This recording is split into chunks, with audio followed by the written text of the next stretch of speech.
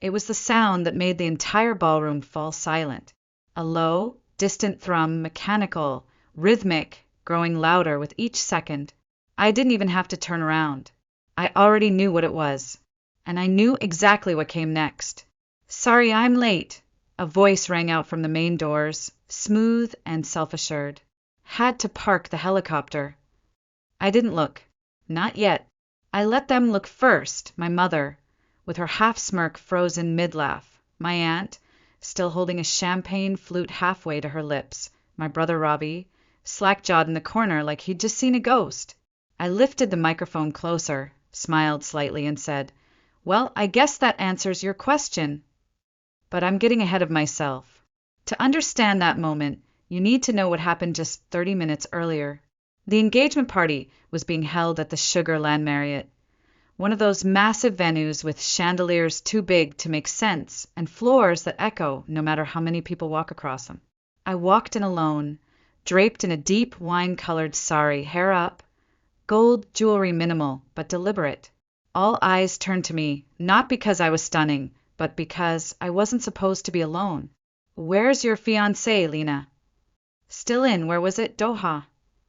"Have you thought about freezing your eggs yet?" I smiled, nodded, dodged. My cousin Nisha was glowing in the center of the room, surrounded by layers of silk and admiration. She deserved her moment. I wasn't here to make waves. I was here to show up. But then I heard them. Near the cocktail bar, my mother Mina, my Aunt Tara, and two other women I didn't recognize, probably distant relatives with too many opinions. "I've stopped asking," my mother said, laughing. "She says he's in aviation." "What does that even mean? Is he a flight attendant?" "She never shows photos," Aunt Tara added. "Maybe he's imaginary." They burst out laughing. Not polite chuckles. Big, open mouth, can you believe this girl laughter. I stood frozen behind a flower arrangement, holding a glass of sparkling water, watching my hand tremble ever so slightly. I could have walked away. I should have. But I stayed, letting every word land like a slap. They'd always done this. Doubted me. Mocked my choices. I didn't go to med school. I didn't marry the first software engineer they threw at me. I moved to Berlin at 23. Then Dubai. Started a boutique branding firm. I built something, but it was never enough. Not for them. Especially not when I told them I was engaged, and said he couldn't meet them just yet. "He doesn't exist," they'd said. "No man would stay with a girl like you this long without meeting her parents." They didn't know about the nights Kian and I spent building our dreams over takeout and mood boards, the red-eye flights he took to surprise me between contracts in Zurich and Riyadh, the way he kissed my forehead whenever I felt like giving up. But they didn't want to know. They only wanted a version of me that fit their boxes. So I kept quiet until now. The MC had just called for toasts. People were murmuring. Champagne flutes were raised. My name was next on the list. I stepped forward, heels steady, voice calm. I didn't prepare anything. I didn't need to. "I'll keep it short," I said. "It's beautiful to witness two people who are supported, celebrated, and believed in. Not everyone gets that. If you do, hold on to it." There was polite applause. Nothing more. Then came the thrum, the hum of propellers, the rush of wind. Confusion swept through the room. Some guests turned toward the windows. The planner rushed to the door. And then he walked in. Kian. Slim-fit navy suit, no tie. Hair slightly windswept, as if he'd just stepped off a yacht commercial. Watch catching the chandelier light, just so. He walked straight to me, kissed my forehead, and whispered, "Did I miss your toast?" I exhaled. "No, you're right on time." People clapped, awkwardly. A few guests exchanged glances, unsure if this was planned or just surreal. My mother looked stunned, still holding her glass, but no longer remembering why. Her dupatta had slipped slightly off her shoulder. She didn't fix it. It was the first time I had ever seen her speechless. But to really understand why, you have to go back. Back to when everything between us started to unravel. I grew up in Sugar Land, just outside Houston, in a tight-knit Indian American household where tradition wasn't just a suggestion, it was the law. My parents, Rajesh and Meena Patel, were the blueprint of expectation. My mother ran a strict household while managing my father's dental practice from behind the scenes. My father? Charismatic, respected, calculating. The kind of man who believed effort only mattered if it produced results that could be displayed in a glass cabinet. By 16, I already knew what they wanted from me. Stanford, med school, husband, 2 kids by 30. If I strayed from that path, there would be consequences, subtle ones, silent ones, but sharp as razors. And I tried. I really did. I enrolled in a pre-med track at Rice University, took on the MCAT prep classes, wore the smile they liked. But the further I went, the less I recognized myself. My sketchbooks stayed under my bed unopened. My hands itched for charcoal, but I kept holding a scalpel instead, until I didn't. I left medicine in my junior year, switched to design, told them over dinner. My father didn't speak for 10 whole minutes. My mother said, "So, fashion school," and laughed like I'd just told her I was joining the circus. The day I moved to Berlin for my first freelance contract, my mom refused to come to the airport. My dad handed me a check as a peace offering, then added, "Just remember, if it doesn't work out, we won't say we told you so." I didn't cash that check. For the next decade, I built something out of nothing.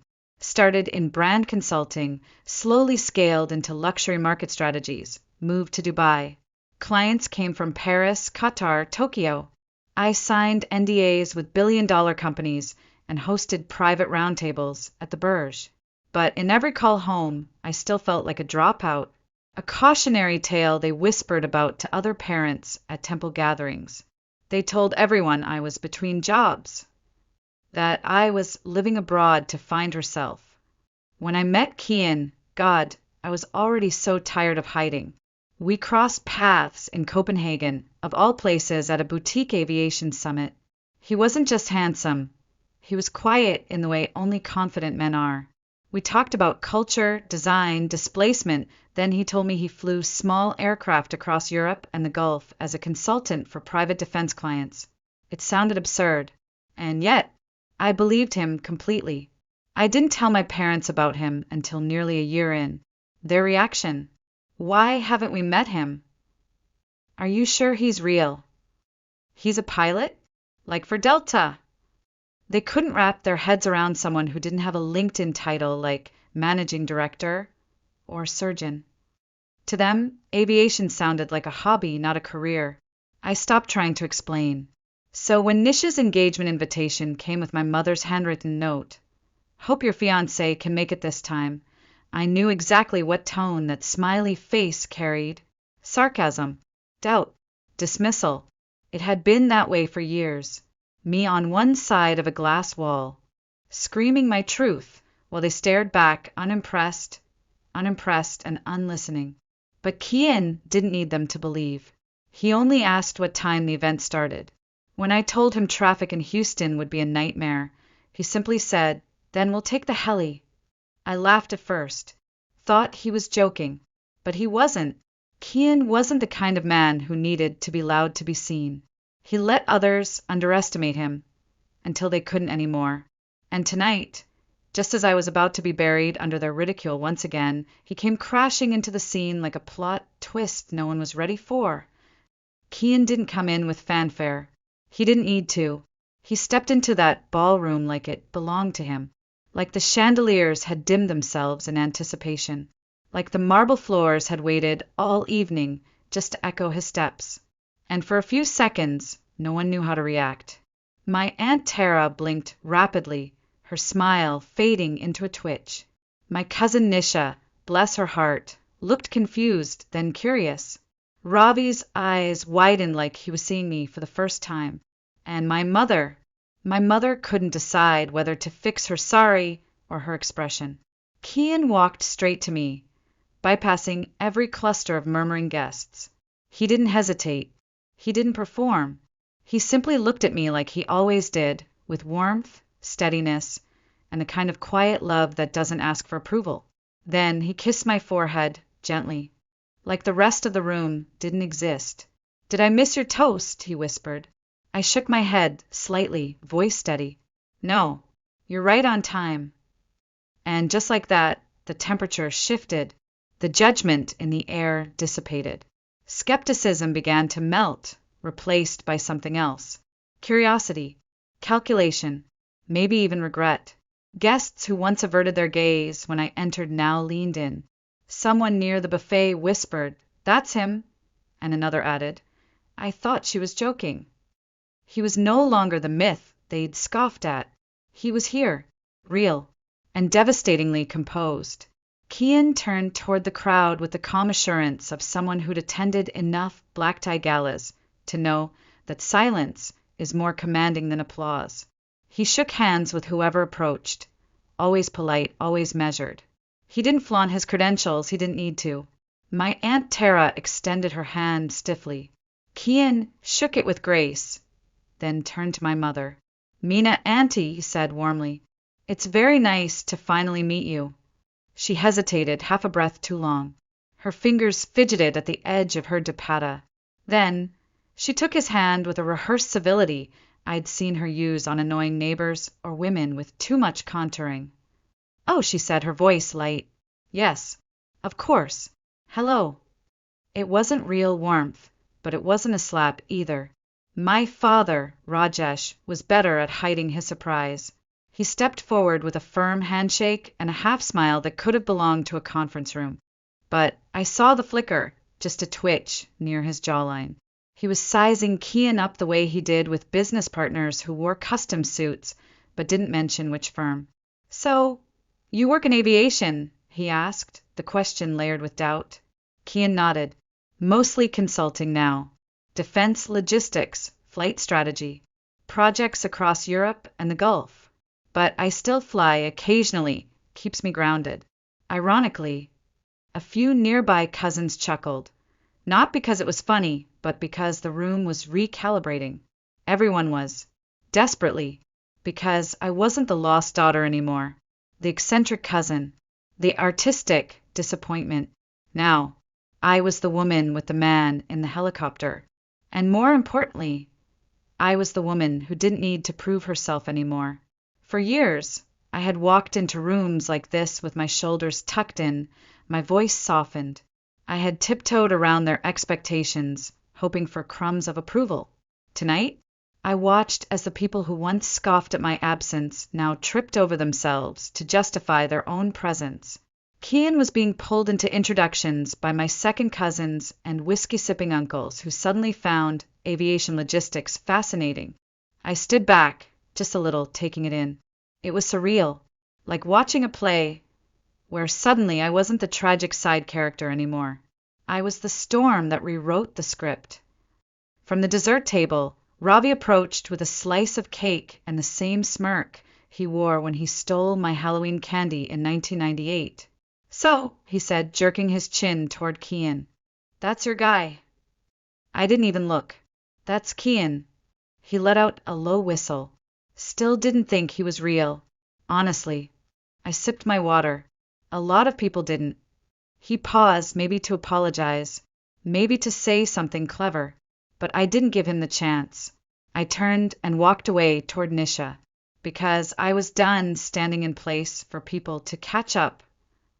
Later that evening, just as the music shifted into something slower and softer, my mother found me standing alone near the staircase that led to the valet. The party behind us was still in full swing. The lights were warm. The air smelled of cardamom and hairspray, and yet something in her face had changed. She looked unsettled, not angry, not even embarrassed, just curious, like she didn't quite understand what had just happened. She hesitated, hands clutched in front of her, then said, "Why didn't you tell us he was coming?" I turned slightly, not enough to face her fully. Would it have changed anything? She opened her mouth, closed it, then tried again. I didn't realize." I raised an eyebrow. "Didn't realize what?" She looked down at her hands, fingers still playing with the edge of her bangles like they held answers. Then, with a quiet voice, she said, "I didn't realize he was this serious." And there it was, the weight behind every phone call where she questioned my judgment, every family dinner where I was asked if I was still doing that creative thing, every time I said I was happy, and she looked at me like I was pretending. Now she believed, only because he landed in a helicopter. I should have been angry, but I wasn't. I was tired. "I've been serious," I said, arms crossed, voice low. "You just didn't want to believe it unless it looked like something you could brag about." She flinched, not visibly, but I saw it, a tiny pause in her breath. "I'm glad you came," she said after a moment. I nodded. Me too. But not for them. For me. Because for the first time in years, I didn't walk into that room hoping to prove anything. I walked in knowing exactly who I was, and watching everyone else scramble to catch up felt liberating.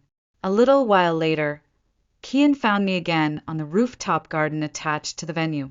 It was quiet up there, away from the dance floor and the endless buffet lines. You could see the stars struggling behind the Houston haze. He wrapped his arms around me from behind, rested his chin on my shoulder. "How'd it go?" he asked softly. I didn't answer right away.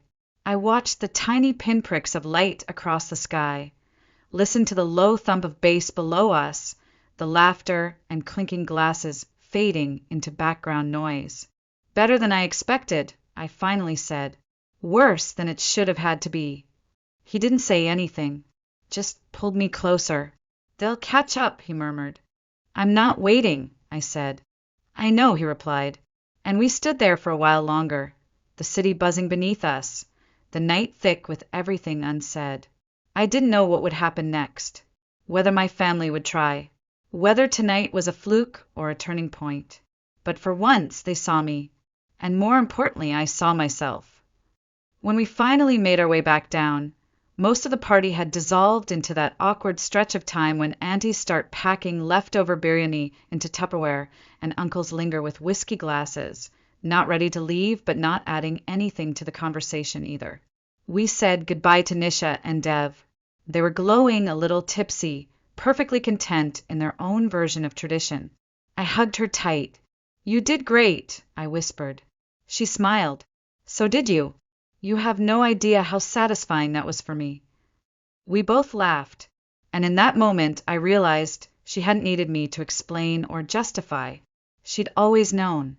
As we headed toward the valet line, I could feel my parents' eyes on us from across the room. They didn't say much. My father gave Kian a polite nod.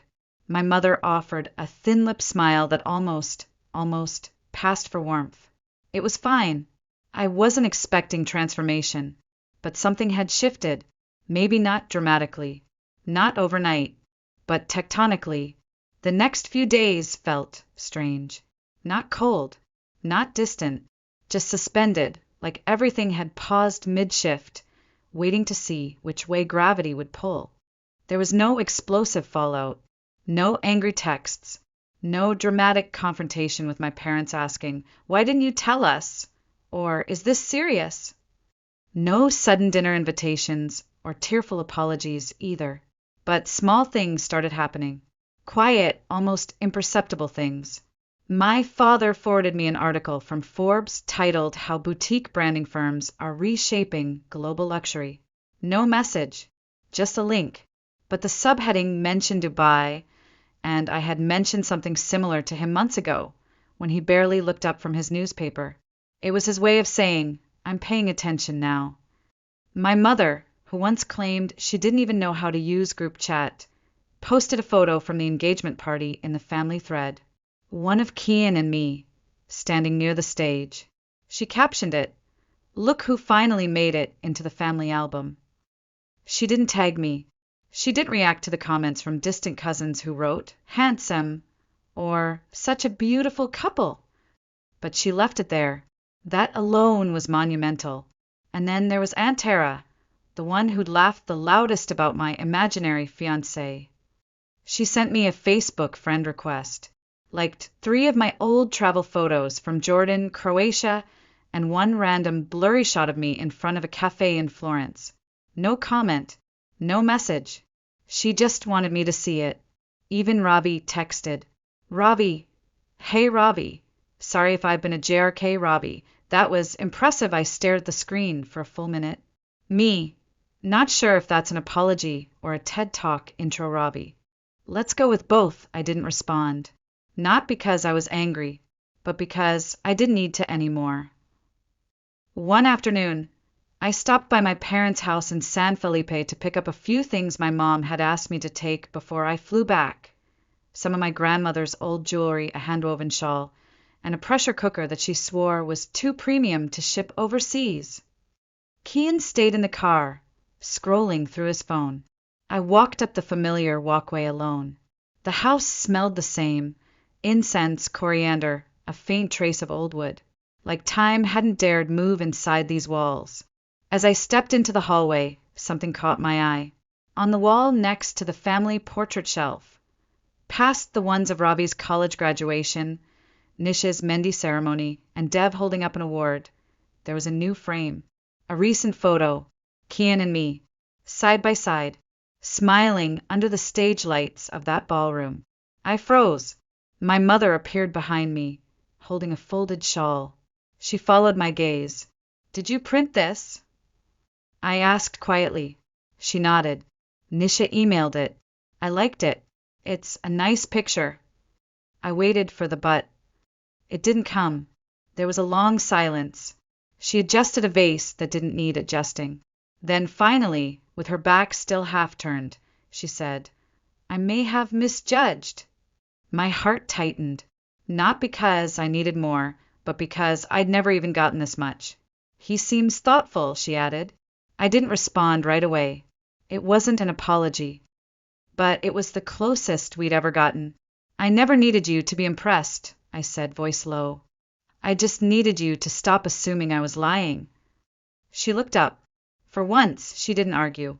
You've always done things differently, she said. That's hard for us to understand. But maybe different doesn't mean wrong. It was a moment, an incomplete one, but still a crack in the wall. I took the shawl, nodded, hugged her briefly.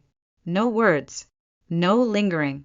I left before either of us could ruin it by saying too much. Back in the car, Kian looked up. You okay? I nodded. Yeah. He didn't press. That's another reason I love him. He knows that sometimes silence is the loudest kind of peace. We flew back to Dubai 3 days later, and I don't think I fully processed what that trip had done to me until the desert air hit my face. Warm, dry, unapologetically bold. The sound of Arabic and English blending through the airport. The familiarity of my own rhythm returning. Late dinners on the balcony. Morning calls with clients in Milan. Weekend flights to Paris. We were back to us. And for a while, we didn't talk about the engagement party. We didn't need to. It had done what it needed to do. But something lingered. Not anger. Not even a need for closure. It was something heavier, like a weight I hadn't named yet, but had carried for years. All those moments, they doubted me, laughed at me, dismissed me as a dreamer with no direction. Even now, after their polite smiles and awkward nods, I knew. They didn't fully understand what I had built. They thought they saw it, but they hadn't really seen. I didn't want them to just come around. I wanted them to sit in the front row and witness it. So when I was invited to speak at the Global Brand and Culture Summit in Dubai, an annual conference reserved for executives, thought leaders, and royalty, I knew exactly what I wanted to do. The invitation came after my consultancy hit 7 figures for the first time. We just signed a luxury conglomerate that owned half the labels on Fifth Avenue. They wanted me to give a keynote on personal brand scaling across cultures, without traditional venture capital. I said yes, on one condition. I want to invite 2 guests, I told the planners. VIP seating. No press, just observers. They agreed.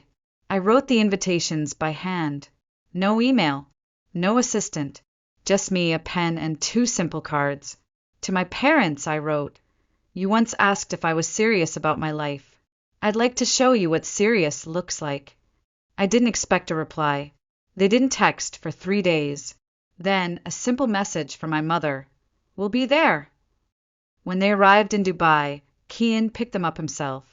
Not in a helicopter. In our Tesla. We'd done the dramatic entrance already. Now it was about elegance, precision, control. He drove them to our apartment, a sleek 3-bedroom on the 39th floor overlooking the Palm. Floor-to-ceiling windows, Moroccan tile in the kitchen, and custom lighting I'd commissioned from a Berlin-based artist. My mother stepped in and froze. Her eyes darted from the matte black countertops to the brass light fixtures, the bookshelf lined with hardcovers in 3 languages. She didn't speak. My father looked around slowly, said nothing, but I could see it, the recalibration. They hadn't pictured this. They had imagined mismatched IKEA furniture and takeout boxes, late rent payments, maybe a roommate or 2, definitely student loan debt, not investor dinners on the terrace, not me. That night, I walked onto the summit stage wearing a white tailored pantsuit and minimalist heels. Hair pulled back. No jewelry but a single gold cuff. The spotlight cut a clean line across the podium as I stepped into it. And there they were, front row, silent, watching. I told my story, not about the family tension, not directly, but about rejection, about being underestimated, about choosing the harder path when the easier one came with expectations I couldn't live with. I spoke of starting something from scratch, of scaling without VC, of clients who laughed when I pitched but called back when they saw results. I ended with this. When no one offers you a seat at the table, build your own, and then invite them to see what they missed. There was silence, then applause, then a line of people, entrepreneurs, executives, even a minor prince from Abu Dhabi, shaking my hand, asking questions, quoting my words. And in the middle of it all, my father, standing off to the side, arms folded behind his back, watching, like he did at his own conferences. Except this time, the spotlight wasn't his. Over dinner that night, my mother turned to Kian and said, "Thank you for believing in her when we didn't." He smiled politely, didn't say, "You're welcome," because it wasn't about them anymore. The real revenge wasn't that they envied me. It was that they no longer mattered. I didn't need their approval. But it was satisfying, so deeply satisfying, to see the doubt in their eyes replaced with awe, to feel them realize that I hadn't just landed on my feet. I had soared.